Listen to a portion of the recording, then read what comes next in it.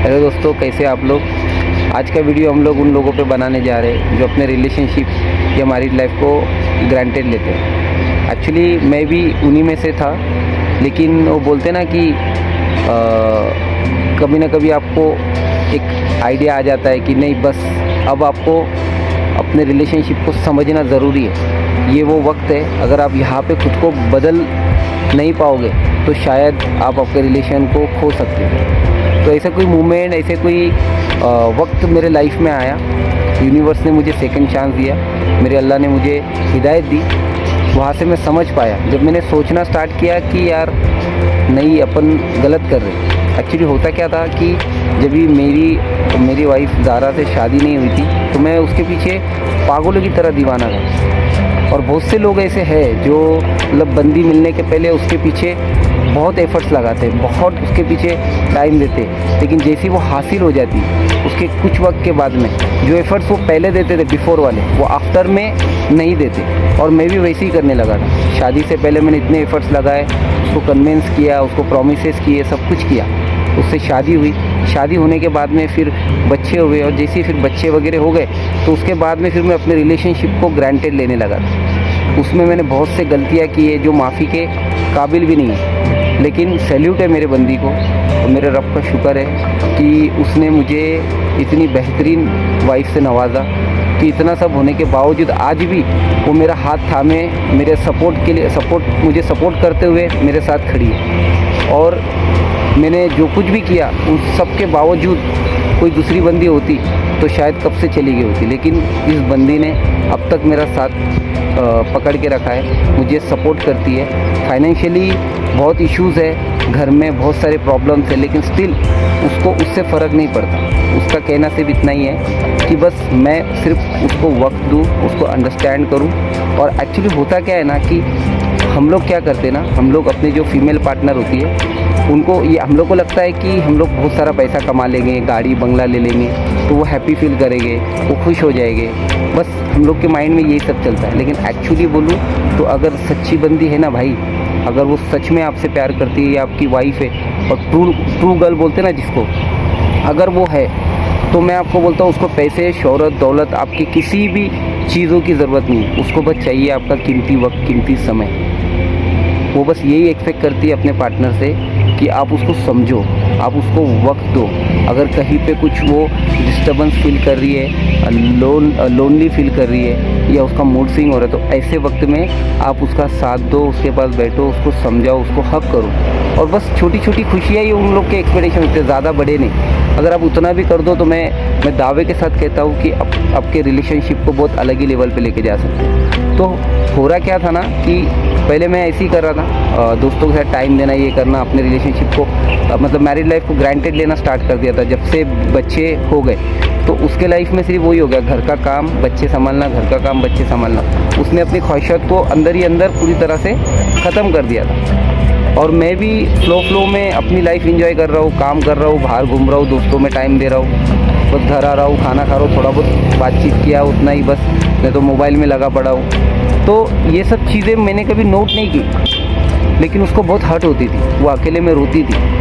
और मुझे ये चीज़ समझ नहीं आई पहले, मुझे लगता था कि क्या यार ज़रा बात पे रोती है। बट फिर जब मुझे समझा कि नहीं यार, मैंने इसे वक्त देना चाहिए, ये गलत हो रहा है। एक वक्त ऐसा आया कि जब मुझे खुद को बदलना पड़ा।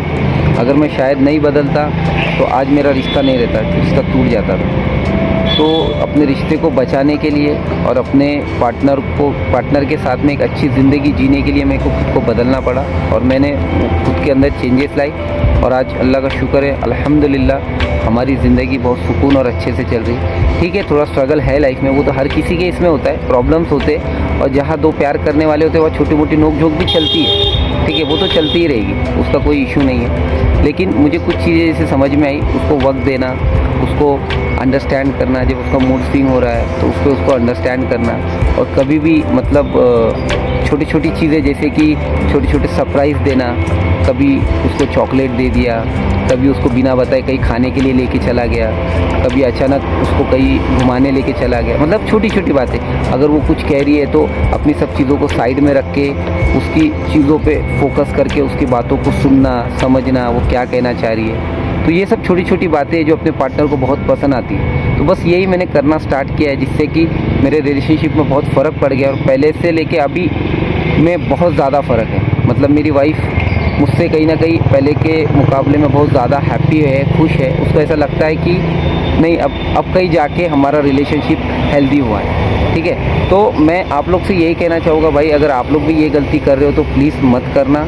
अपने पार्टनर को वक्त दो, उनको आपके पैसे से दौलत से नहीं। अगर वो सच्चा है तो उसको आपके पैसे दौलत उसको कुछ नहीं चाहिए, उसको बस आपका प्यार चाहिए, आपका वक्त चाहिए, आपका टाइम चाहिए।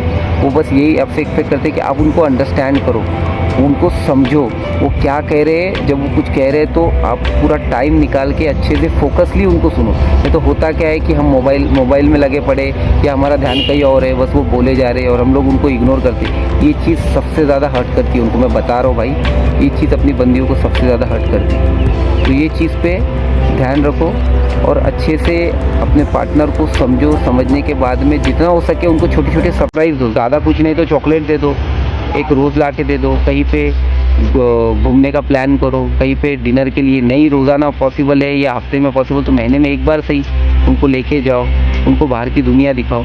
खासकर उन मैरिड लाइफ के लिए मैं कहना चाहूँगा कि जिनके घर में बच्चे हैं, कभी कभी आप खुद बच्चों को संभालो, अपनी वाइफ को वक्त दो, उनको बोलो कि आप जाओ, उनको रेडी होके उनको 2, 3, 4 घंटा फ्री करो, उनको जाओ आपके फ्रेंड्स सर्कल में जाके आप घूम के फिर के आओ, थोड़ा सा बाहर की दुनिया देख के आओ। कि क्या है ना कि उनकी भी ज़िंदगी, लेकिन होता क्या है बच्चों की वजह से वो खुद की खुशियों को अपने अंदर ही घोट के रखते हैं। हम तो बाहर निकलते, 4 दोस्तों में मिलते, हमारा टाइम निकल जाता है, लेकिन वो लोग घर के घर में रहने से वो होमसिक हो जाते हैं। होमसिक होने से क्या होता है ना, फ्रस्ट्रेट होते हैं। फ्रस्ट्रेट होने की वजह से फिर वो बच्चों पे, फिर घर में उसका बैड इम्पैक्ट पड़ता है, जिससे कि रिलेशनशिप ज़्यादातर हर रिलेशनशिप में फिर झगड़ा होना स्टार्ट होता है। तो बस भाई, हर किसी को सेकंड चांस नहीं मिलता है, तो बस अभी भी वक्त है। अगर आप उस ट्रैक पे चल रहे हो तो अपने ट्रैक को बदलो, अंडरस्टैंड करो और अपनी बंदी को वक्त दो, टाइम दो और खुश हो। चलो ये तो हो गया अपना वीडियो। अब ज़रा जाके ज़ारा से भी मिल लेते। एक्चुअली उसको मिस कर रहा हूँ मैं, वो 2 दिन से उसके मम्मी के यहाँ पे है, तो अभी देखते जाके सरप्राइज़ देते, क्या कर रही है वो भी ज़रा चेक करते। ठीक है, फाइनली गाइस हम लोग आ गए ज़ारा के पास, देखते उसको सरप्राइज़ देते हैं।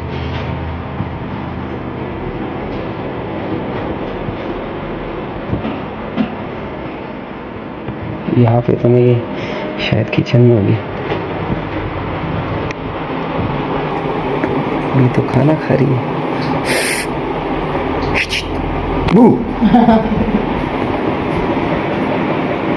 क्या खा रहे हो? Eating?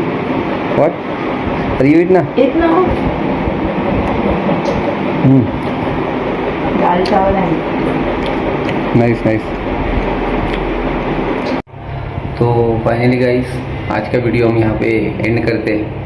अगर आपको वीडियो अच्छा लगे तो प्लीज़ मेरे चैनल को लाइक एंड सब्सक्राइब कीजिए और मुझे सपोर्ट कीजिए। तब तक के लिए अल्लाह हाफिज़, नेक्स्ट वीडियो में मिलते हैं।